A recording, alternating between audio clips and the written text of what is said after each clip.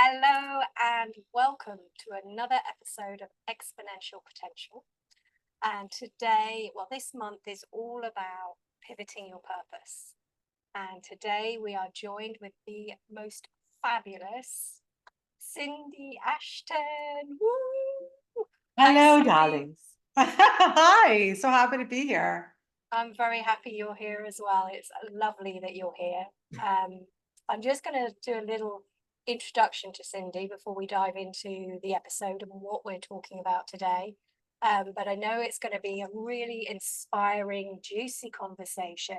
It's going to be thought-provoking and motivational, and it will inspire you to tap into your purpose and help you thrive. That's all we're going to do today, Cindy. Just that. Perfect. Let's dive in. So let me just introduce Cindy first. So we are joined by the extraordinary Cindy Ashton. And I just want to delve into a little bit about who Cindy is. She has an extraordinary, amazing story that we will share on this episode. But by the age of 3, Cindy was already wearing sequins, singing classics and dancing around her living room to her audience of millions. I love that. I know how that feels as well. That imaginary audience. Since then, she's graced thousands of stages, including headlining Times Square Fashion Week and the Oscars Luxury Viewing Gala. She's an award-winning TV host and celebrity interviewer. Leveraging her media skills, she's founded Brave Leaders Rising to train ethical leaders on growing their influence, as well as bringing voice to crucial conversations in healing this divide. She's also the author of Liberate Your Voice and has received awards from President Obama and Queen Elizabeth II for her lifetime of volunteerism. So welcome, Cindy. I am so pleased you're here. I know this is going to be such a great conversation. So thank you very much for your time and your energy. So we will dive straight in. My joy. Thank you. So we're talking about Pivot Your Purpose this month, and particularly we're talking with you today about redefining your path and your purpose and purposeful transitions.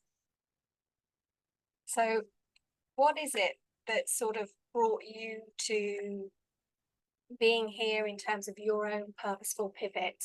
I know you've had an incredible journey, sort of simultaneously performing arts and leadership training.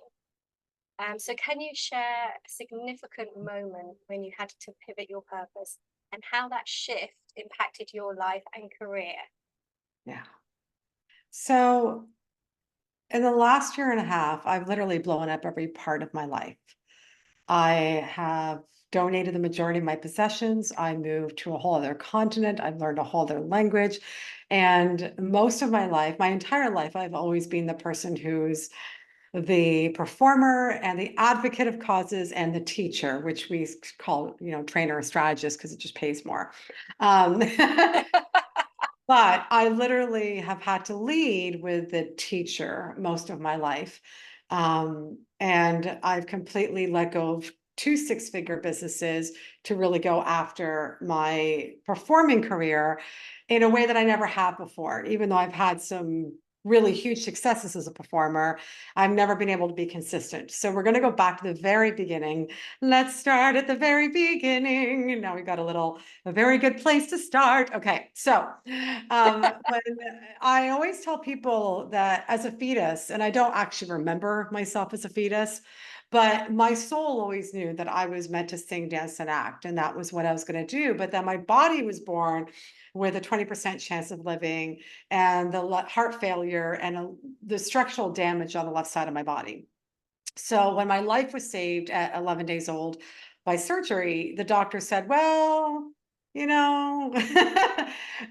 So I've had almost 24 surgeries over my lifetime. Growing up, I had to have casts on my legs and hope that my legs would grow out straight so that I could walk, let alone go on and dance as a person who wanted to dance. I had to have speech therapy to learn how to speak, let alone sing. And so it's been a lifetime. So while I deeply appreciate that the doctors have saved my life and uh, that I have reversed, I've spent my whole life reversing illness and trauma to the body. And people don't realize it. I think we're starting to talk about trauma more for sure. But when you have a trauma to your body, like a surgery, it's not just a physical trauma that you're dealing with, but all levels of that trauma. So because I've always known my purpose, my biggest challenge has been that I know my purpose, but I haven't been able to fully live it until now. And I'm 49, turning 50 next year.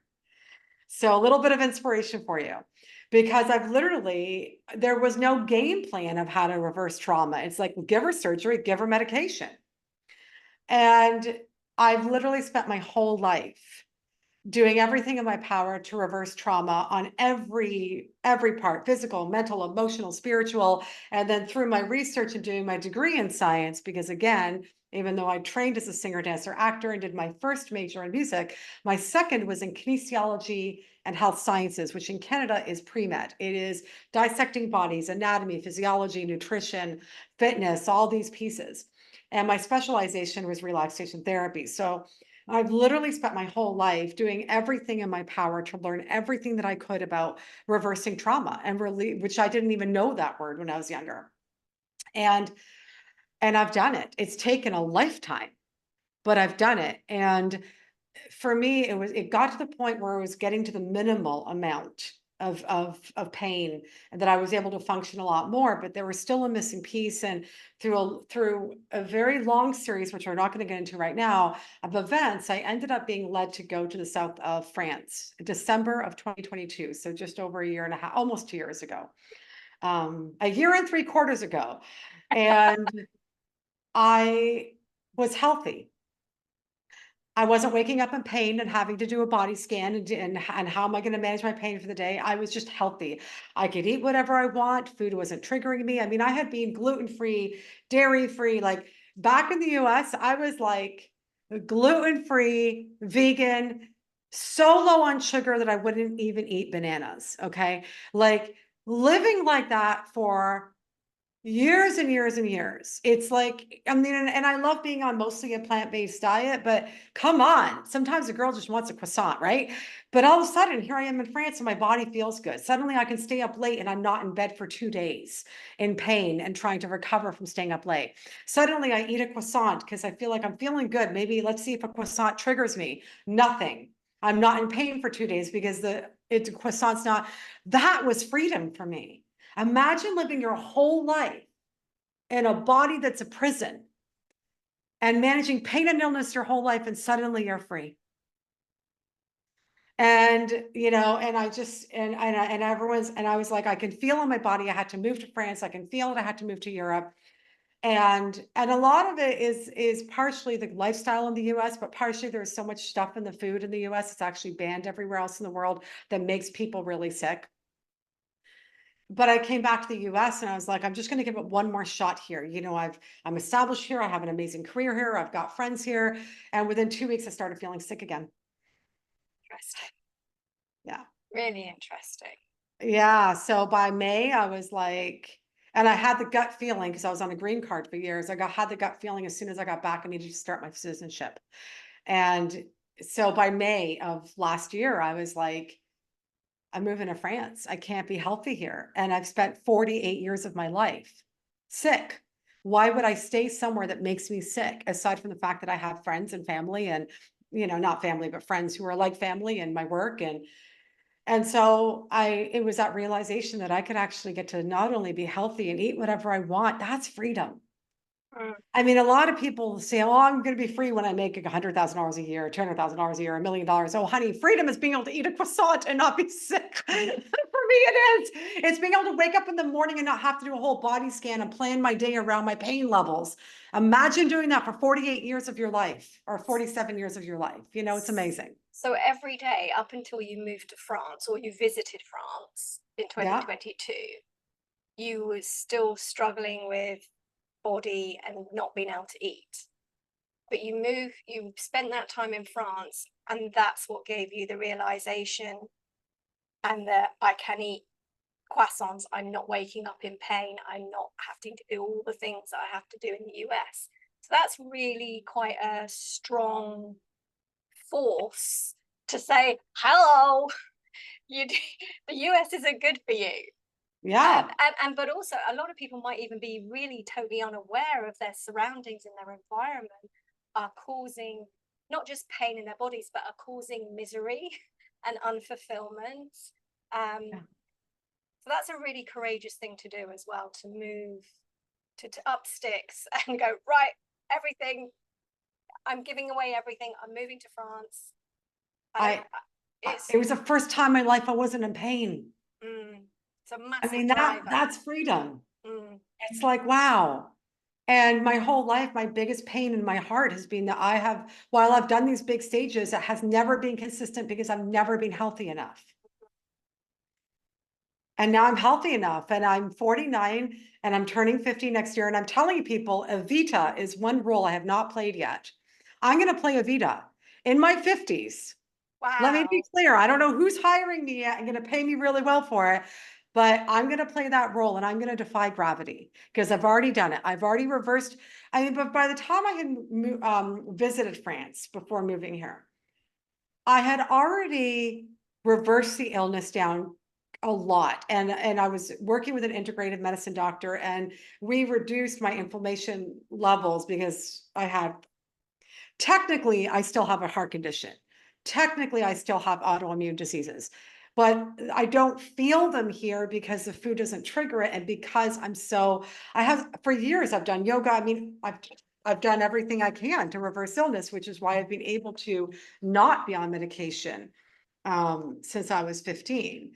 But imagine being able to be not on medication and be able to actually live your dreams because you're healthy. Like it's kind of mind blowing, and I sometimes get nervous about sharing this because there's a lot of people who live in the US who cannot just pick up and leave and go to Europe. But hopefully people in the US will have this awareness of part of the reason why you're sick is this, and you can control it with food. It just means you have to have insane restrictions. But my integrative medicine doctor is like, she's like, you're living proof that you can reverse illness. She's like, look at your test results year by year because of the foods you changed, because of your yin yoga, she's like, you are like the poster child of somebody who can reverse illness if you're willing to do what I did. And it was extreme, and now it's super extreme because I've literally moved continents. It's crazy. That's a lot of drive to do that, and a lot of passion. I just want to sing. I want to consistently, not because I have been singing. I want to consistently be on stage and screen and not have to take major breaks because my poor body can't handle it. That's really a very, very powerful knowing and an incredibly powerful drive right from when you were born. Yeah. Yeah. So we're living, and going through what you've achieved, going through these truly unprecedented times right now, where there's so much divide and polarity. Many people are facing uncertainties. So how can pivoting your purpose help people navigate these challenges and find fulfillment and tap into what brings them joy? Yeah. This is such a great question because, we look at what's happening in unprecedented times, and especially very heightened in the US with the elections coming and the crazy that's going on. And, at the end of the day, it's the purpose that is going to keep you going. And the challenge is that when we are overexhausted, we're not feeling well, when we are overstressed, it is difficult for us to find that purpose. So the first level of this, I would say, is self-care. It's easier to find your purpose when you're starting to take care of yourself. And it means putting your alarm on 5 times a day to stop, breathe, exhale longer than your inhale, which stimulates the parasympathetic nervous system. calm your body. If you have rage, go and scream at a pillow, get that rage out, or sing. I mean, I sing and dance to get my rage out. I'm like, like I just go, ha. I just let it all out. But whatever your play a sport, whatever that is, but give yourself time every day to exhale longer than your inhale. Get in your body, slow down your mind. Do something, whether it's a sport or singing or journaling or art, whatever that is, for you to be able to truly be able to tap into that wellness for yourself. Eat foods that make you feel good. Eat blueberries are great for the brain, but part of getting back to your purpose is it's hard to get there if you're triggered all the time and if you're overwhelmed all the time. So the first piece is self-care. And then the second thing is, because a lot of people are like, I don't know my purpose. And I say to them, if you look back at your life, what are the things that have lit you up in your life? What are the common themes, amongst your life? And a lot of people will start, oh, there's that. Oh, these are the common things I stand up for. These are the common things I love to, and if people really don't know, then I say, you know what I would invite you to do is with your phone or a notebook during the week or during the day, every day, notice when you're feeling stressed, write down what's happening when you're feeling stressed out. When you're feeling happy, write that down. And 2-3 weeks from now, I want you to look back and I want you to start to notice, because it's going to give you a lot of clues of where your purpose is, what your passion is. And then take one little step at a time. I mean, for me, I got back from France. I knew I had to do my citizenship because if I left, I would lose my 2 businesses, which I both ended up shutting down anyways. But it's great because I still have the freedom to go back and forth, and I get to pay taxes in 2 countries, which I'm happy to do because it's a freedom. I don't, most people are like, you have to pay taxes in 2 countries. And I'm like, well, but I get the freedom to be able to go back to the US. I'm going back to the Emmys. I get to do my thing there and it's wonderful. I get to see friends there. So that was a step, is do that. The next step was like, so just start to take a step and celebrate that step every single day. Every single day. Celebration, so important. And also, some people get really in their heads about purpose.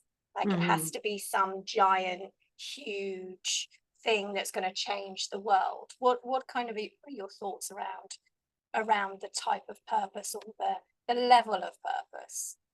Somebody said to me recently, and I'm going to say this, I can't remember who it is because I really want to credit them. But I said, I just want to sing and dance and act for people and heal the world and make them happy. She said, F that. She says, you want to sing because it brings you joy and it nourishes you. And I'm like, yeah. We are so trained, especially as women, that our value is based on what we give instead of our being. Yeah. And so going back to your question, the purpose is do what nourishes you and brings you joy, because guess what? That's going to become contagious and not like COVID, the opposite of COVID, the opposite of hate. Yeah. I'm known for speaking out on my causes and sometimes I can't hold back, and that's okay that I speak out sometimes. But I'm telling you, when I start doing stuff and it's really something that's nourishing me, and sometimes me speaking out is nourishing, but I find that when I do stuff that nourishes me and my soul, and it comes from a place of love, that their response is, oh my God, you're hilarious. You made me laugh, or you made me cry and I'm so grateful, or whatever that is. So don't worry about giving to the world, give to yourself and nourish what your soul is craving for. And that's going to radiate out. It could be as simple as your purpose is that you love to cook. And you get to share that with friends. I mean, just get back to the joy, especially what's going on. Because if we think the shit show is hit, especially in the US, every time I think it gets worse, I'm like, oh, just hang on, it's coming. One next wave coming. Because we're going through a global transition right now. The world is not sustainable with leaders that we have. They're just not. We're driven by a bunch of egomaniacs and people who are not in it for the people. That's just the truth. And we're really getting, I mean, unfortunately, we have to continue to have the pain, and the pain escalates until we get the message that we're one. Yeah, and what 100%. is really important to people. You know, Yes. every time I see these ads on Facebook and LinkedIn and stuff, or posts around make $10,000 in a day, and then I'm like, oh my fucking God, pardon my language, but I'm like, you do need to live, but it's like, can we stop with this slimy sales crap? This, I know, I've had 2 clients that are multi-billionaires, not the happiest people in the world. Okay. Like, it's at the end of the day, especially living in Europe, because you're like me, I mean, you're from the UK, but it's more of UK is more like America and Canada, right? Mhm. But it's like do you find in Italy that it's like people just sit there and they actually take 2 hours, 3 hours to eat and they Oh, enjoy their food? oh God, yeah. Yeah. I mean, we have not siesta, but it's called reposa. Yes, Yeah, oh, reposa. Yeah. riposa. Reposa. See. And everything shuts down except for restaurants, but everything shuts down around 1ish, and they're off for 4 hours. That's it. They relax. Yeah, They enjoy their food. They might have a nap or they just relax, and then they'll come back to work about 4:30, 4 o'clock, 5 o'clock, and they'll do a couple more, maybe till 8. They'll do a couple yeah. more hours, and that's it. And nobody cares here about what you do. Nobody asks you about what do you do, unless it's I another love that. unless it's another expat. You never ever ever hear Italians, in my experience, and I've been here 4.5 years, Yeah, ask somebody else, what do you do for a living? Because it's they don't care. beautiful. They don't care. They just want They to. don't care. No, It's they not they. about status. And obviously Mm, you need money to live. We're not yes, saying yeah, that. We're yeah, not. yeah. Let's be responsible.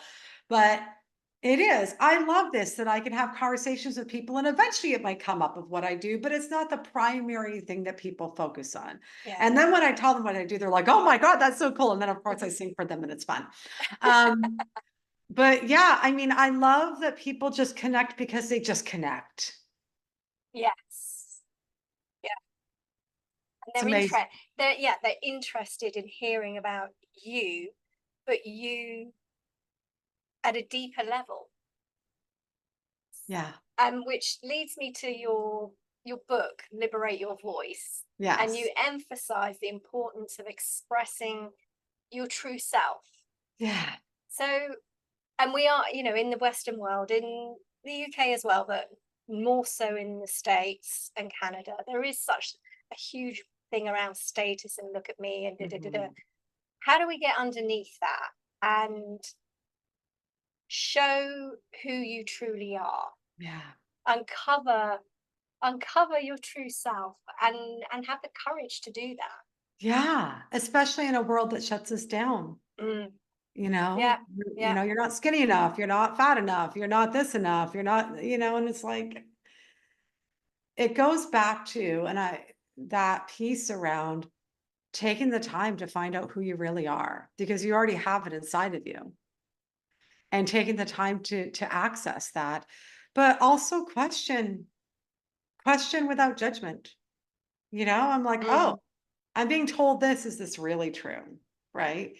I heard this on the TV that I need to be, I know for me, it's about questioning the beliefs that you've been raised with. It's about questioning everything. I mean, I know for me, I grew up, Jen, I don't know if we're in the same age group or not, but I grew up in that time period of the Pamela Andersons and Heather Locklears, that you're blonde and big boobed and skinny, and that's what you're worth. And I am tiny on top, and I'm not blonde, and I'm curvy. I'm tiny, but I've got booty, and so baby's got back and I cannot lie. Ooh, ooh, okay. So, but I didn't fit into that. I didn't, and then especially growing up, being with all the disabilities, and a lot of them have been corrected, but um, how many of us in our own way are shamed? mhm. And it's starting to Huge. question that. I remember when I had a TV show called Cindy Uncorked, and I did an episode called Down with Body Shaming. And I got up in front of a live audience and I stripped down to almost nothing. I just had a tiny little bra, like strapless bra, and then just a nude underwear. And I stripped down in front of a live audience, non-sexually, to talk about all my scars. And when I watched it back on TV, I'm like, wow, they're doing like close-ups on a big screen. I'm like, of my scars, of my body. I'm like, wow, that was crazy of me. But it was very healing because I talked about my own story. And I also talked to women from the skinny side of the fence, the bigger side of the fence. I talked to somebody, this wonderful man who was bullied for his skin color. One woman, it was very healing for me, bullied for having big boobs. And I was always made to feel when I was younger that I'm not really a woman because I have tiny boobs. And it was so beautiful, that episode, because the feedback I still get from it is that every single one of us are getting shamed for something. So whatever you're being shamed for, somebody's being shamed for quite the opposite. You know, we're all being shamed for something. And at the end of the day, it's about remembering that other people are projecting their crap onto you. And it's about giving yourself the time to honor your feelings and not squash them. Take it out of your body, dance it out, sing it out, play baseball, whatever, like do whatever it is to get it out of your body. Breathe, get into your essence. And again, when you do stuff that nourishes you, when you do stuff that makes you feel good, when you take care of your body, you know, surround yourself with the right people. It makes all the difference. It makes all the difference. It just, yeah, so that's what I would suggest, is start questioning. Start questioning, is this really true? You know, is it really true? And if it's not, then why am I holding on to this? And Yeah. it's not judging ourselves, but why am I holding, what is it serving right now? How is it holding me back? And am I okay with letting that go? And sometimes there's deeper trauma that's beyond the talk therapy that needs to happen too. Mhm. And you can see feel the energy of that and the words that you're saying and how that has creates a massive leap towards personal growth, which then taps in again to pivoting your purpose, understanding your purpose, and then having the courage to take steps forward towards that. You know, when it comes to purpose, I would also suggest, and I think this story is in my book. I wrote it so long ago, I can't remember, like 5 years ago. Um, Around, is there something that's ever happened to you that is the thing that drives you on your worst days? And for me, it was Stephanie. I was 13 years old. I was in the hospital of sick children up in Toronto, where I was born and raised. And this other young woman, she was 16 at the time, Stephanie, and I were talking about, all born with heart failure, not supposed to live, multiple heart surgeries. And we made a pact that she was going to go on and be the greatest heart surgeon in the world. And I was going to go on and be the most famous, amazing singer, dancer, actor in the world. And I was released from the hospital and I was readmitted. And I kept asking the nurses, where's Stephanie? And I knew that they knew her because we were, unfortunately, staples in sick kids. They knew us. The nurses knew us because we were there so often. And she didn't make it. And in that moment, when I learned that, part of me felt really guilty and horrified. And why would she be gone and I'm still here? And it's horrible, right? Like I just felt that guilt and like I wasn't worthy. But I also, in that moment, realized that if I'm still breathing and if you're still breathing, listening to this, watching this, you're not done on this planet. You're not done on this planet. If you're still breathing, you're not done. So on my worst days, I remember Stephanie. And I give myself the time and space to process through, but I remember Stephanie. So for everybody listening, what is that thing that will give you that internal, ooh, all right, I'm going to breathe through this, give myself the time and space, and then I'll get going again. Find the purpose, but also find the instigator to get you back into the purpose. That's beautiful. And it takes me to, we all have some form of trauma through our lives. Mm-hmm. It's very, very unusual that someone doesn't have some type of trauma at some point in life. And it's choosing what we do with that trauma, how it drives us. Does it drive us forward or does it keep us stuck? And that is such an incredible choice to make, and every single one of us can make that choice. Yeah, yeah. And and I think that a big piece of people don't realize is that there's actually 10 different types of trauma. Again, remember, I spent my lifetime studying this, doing a degree in it, reversing my own trauma. The big changer for me was realizing that trauma could also be historical, collective. So even me moving to the US, I took on that collective trauma. Um, it could be intergenerational, and that's a really big one. Intergenerational, they've done a lot of studies in the last 10, 20, probably 20 years in epidemiology that trauma gets passed through from the DNA, and I think about my mother, my grandmother, all the women in my lineage until my sisters and I were married off. My grandmother was 14 years old, put into a room with a man and said, "This is your husband." That's statutory rape. I don't care what you call that, you know? And I think about, so many times where I meditate for years now, my grandmother, my teta, as they say in Arabic, I'm Arabic, my teta, and all the ancestors, I could see them lining up and going, "You go, girl, you keep going, you keep going, you keep breaking free for all of us." But while talk therapy was very helpful for me, what really changed my health was dealing with the intergenerational trauma and traumas from this lifetime and doing it at a cellular level. And again, and I can go into the science of it because I've got a science degree, but when we have any kind of trauma, that trauma sits in the cells and it has to be released at the cellular level for it to actually exit the body and heal the body. But we all have the ability to do that. Yes. And because Yes. it's come from it's hereditary, it's passed down, it doesn't mean to say that you can't change that. I did, you can. Yeah, Yes. Thank you, absolutely. Jen. Thank you so much for saying that. But I wanted to give the awareness because a lot of people are doing a great job with talk therapy, but they're not realizing that part of the reason why they're not releasing fully and they're still dealing with a lot of illness. That's not to say that this is going to solve your illnesses, but it will certainly help with. I'm not a doctor. I'm not going to say that. What I will say is that dealing with it at the cellular level is going to be an important part of the journey if people wants to really relieve that and live their purpose even bigger and feeling good in their own skin. Yeah. And as it's possible, like you say, you did it. Many people have done it. So it's not something that you have to give your power to say, well, my parents, my mum, my grandma, my great grandma, and it went on, so I can't do anything about it. You have the power to change that. I wanted to talk about your initiative, Brave Leaders Rising, because Okay. this is exactly what you're doing. You are being a leader, but you're being incredibly courageous and brave. So your initiative focuses on training ethical leaders and fostering crucial conversations. Can you sort of delve into that a little bit and tell us more about why it's so important, and especially in our current global climate? Yeah.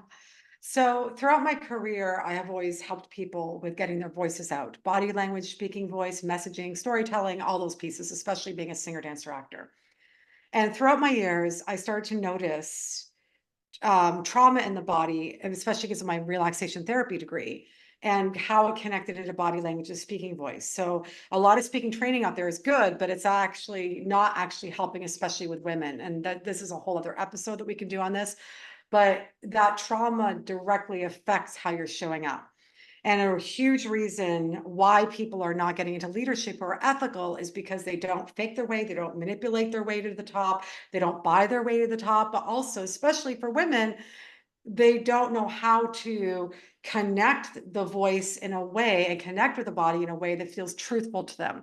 A lot of people who are really like you, purpose driven, heart centered, truly for all human beings, don't get in leadership in addition to that because there isn't necessarily a speaking model that is about coming from a place of truth. A lot of it's overly polished, overly scripted, overly pushed energy to get your voice heard versus invitation energy. So I've already been teaching this, but when everything went down in Gaza, um, especially because I'm Palestinian, I'm mostly Palestinian with a little bit of Lebanese. And it was my family over 75 years ago that were displaced. And I have hundreds of family members there, and we're going to stop at that piece because otherwise I'll be bawling my eyes out given what's still going on. So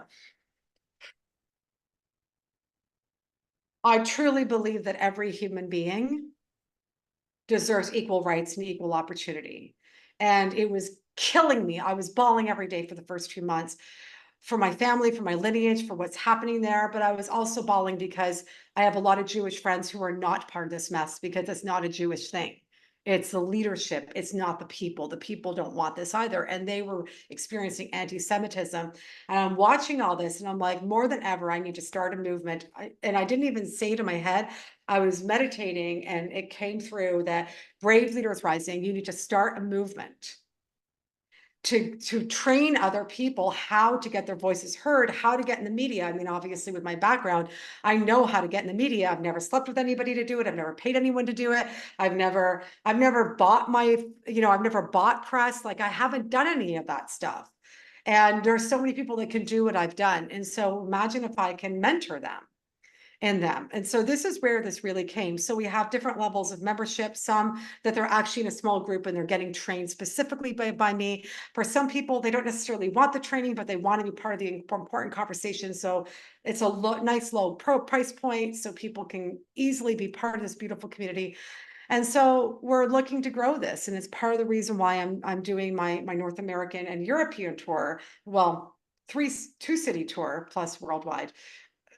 I'm doing a tour. Let's just leave it there. Tell me. You know, yeah. So that's why yeah. So I've decided to do another one-woman show, which is a little bit of mix of my Liberate Your Voice one-woman show and a show that I wrote called Forbidden that never got performed because I got really sick. Called Forbidden.